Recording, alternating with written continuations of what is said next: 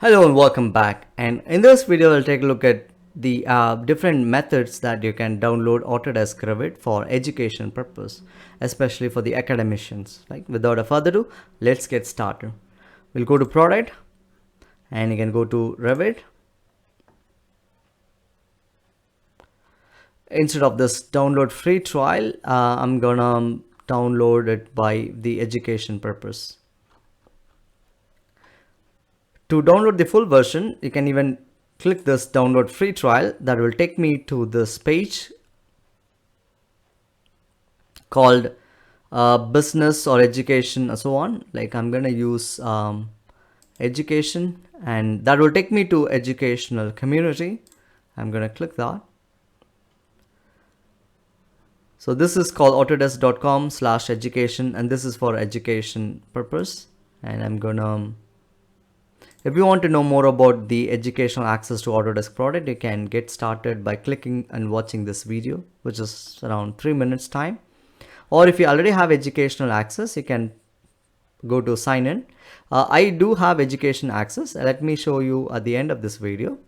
But before that, it is all about individual student perspective or academician perspective. Or if you are intended to use Autodesk products for your laboratory or your class, then you can go to class or lab, where in which you have the options to download multiples. Each software you can download for many times install.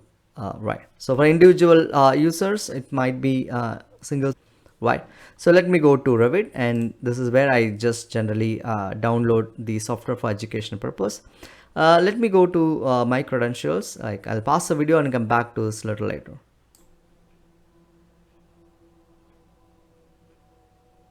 And here it is. I've just successfully incorporated my credentials, and let me go to this. Yes.